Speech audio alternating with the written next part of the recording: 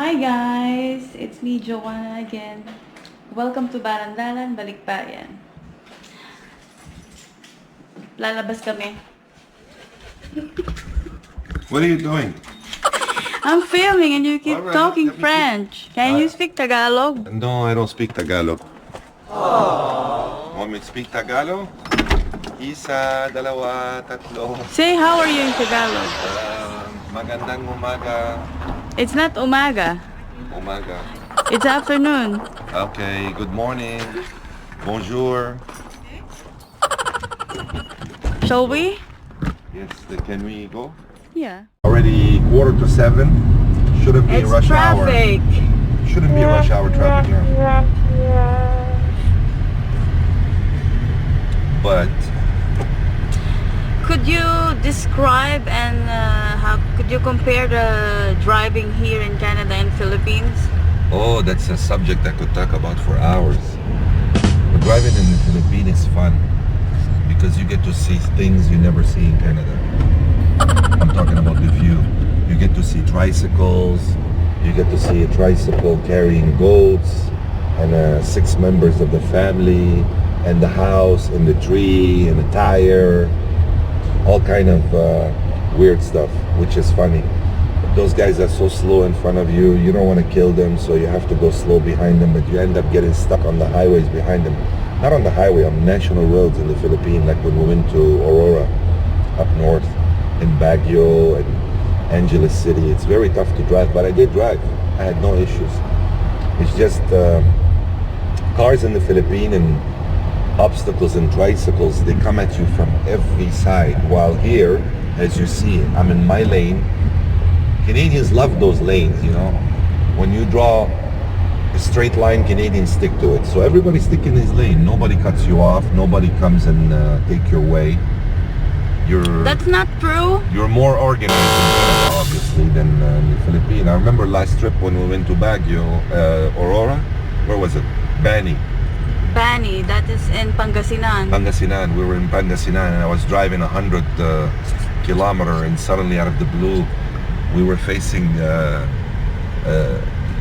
bunch of ducks crossing the highway and I had no way of stopping and I hit that duck and I saw him in the poor mirror. duck, The yeah. poor duck.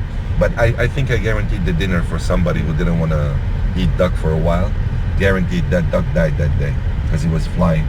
So you tend to see things that are weird in the Philippines and unsafe, like people carrying their kids on the tricycle without helmets, without seat belts, without any precautions to protect the kid. Never mind the adult. I mean, I like the freedom. I like the fact that there's no rules, but in the meantime, there's no safety for children. And I find it irresponsible from parents to load the tricycles with 6 people without any protection. So that's the only thing that bugs me in the Philippines about transportation. So they keep contracting the people and they keep stretching and stretching because here everybody works per hour, unlike Philippines. You know, I saw construction workers in Philippines with flip-flops, with no safety, helmets, nothing. But they do the job without any expensive tools. While here they have all the equipments of the world. 25 bucks per hour, but they never get the job. Like right now where we live, they're doing a job. Every day we watch the workers. The entire day they would put 2 sheets of aluminum with a couple of nails and break at 10 o'clock, break at 12 o'clock, break at 3 o'clock. They don't accomplish anything. This is the gluttony of the Western world. People don't want to work. They just want to make money for nothing. No, Philippines is a beautiful country when it comes to simplicity of things. Filipino are very genuine in doing things. Like when we called, I remember we called the guy to cut the tree. That was my first. I forgot his name actually.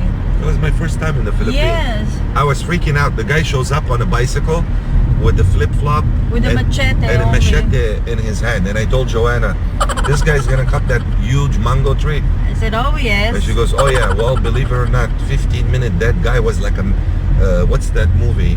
Machete? And take note, do you know that that tree, you know, it had like a lot of What do you call those Yeah, ants? there's Antique? ants and bugs and that bites and all that. The guy went on the tree 15, 20 minutes. All the branches were down. If I was to do that, I will be dead. He did it in 15 minutes. So yeah, Filipino are very tough. Even when I watch them, like when they dig, here we use shovels, we use machines.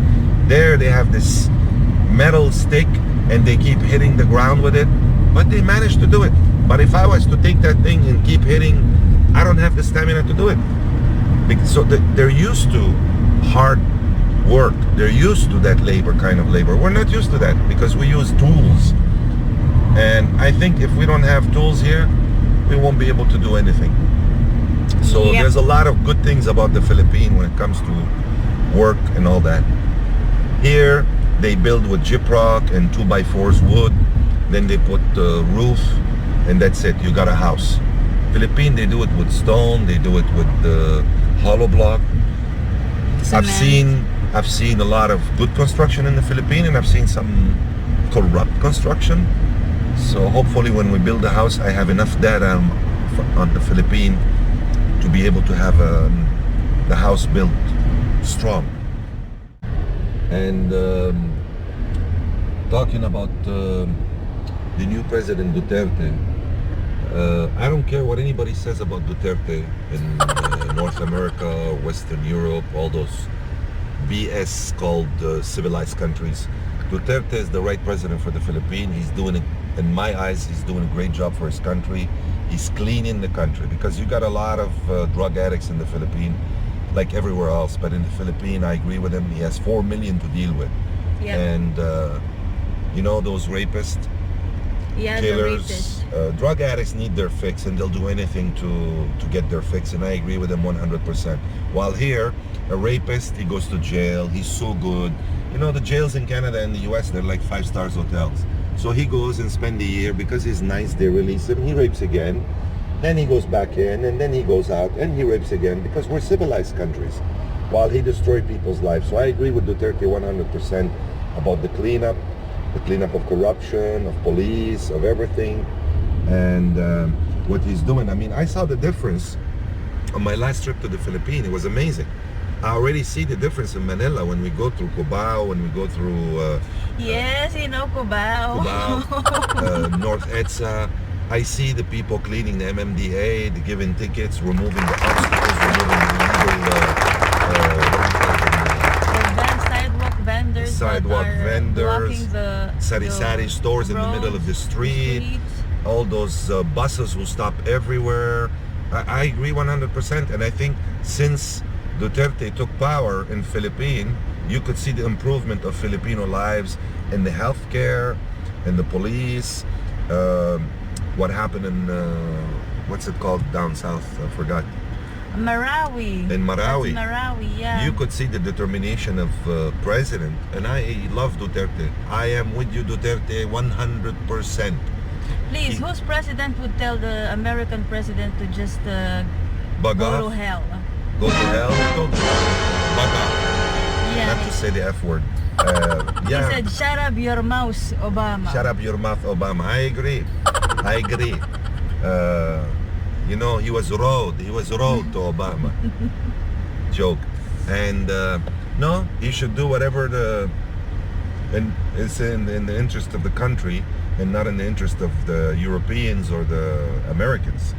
Lining up with Russia and China, in my opinion, is better So for... we're going political now. We're not going political. It would be better for the Philippines because in the end, the Americans, everywhere they go, they stare shit and they distribute free sperm. That's it. That's all they do, and they call themselves civilized.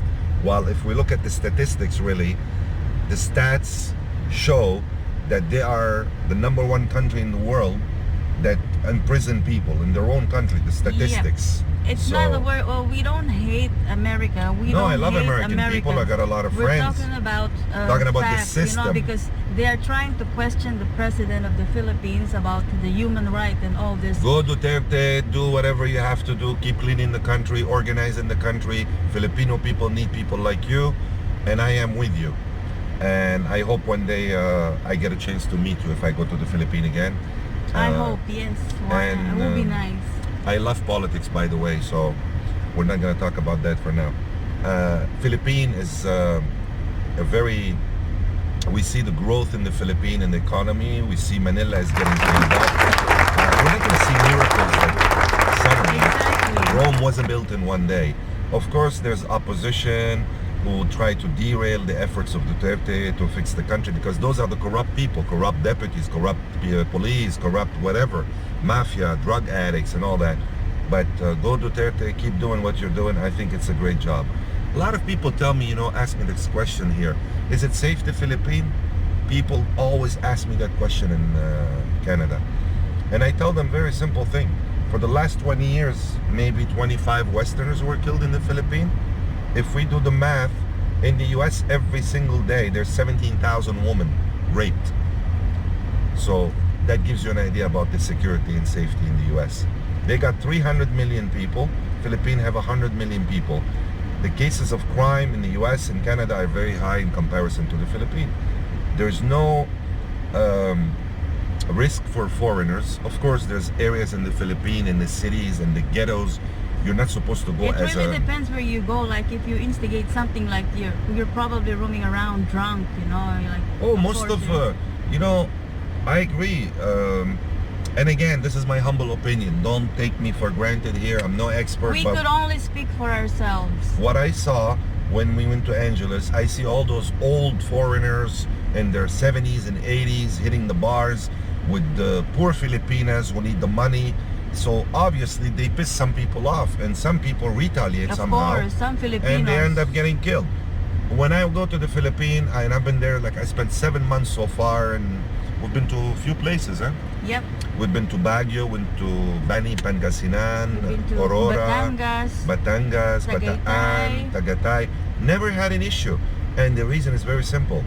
I'm a smiley guy. I don't cause problems. I don't want to clash with anybody. And I don't go to bars. And I don't drink. Occasional glass of wine or a beer. That's it.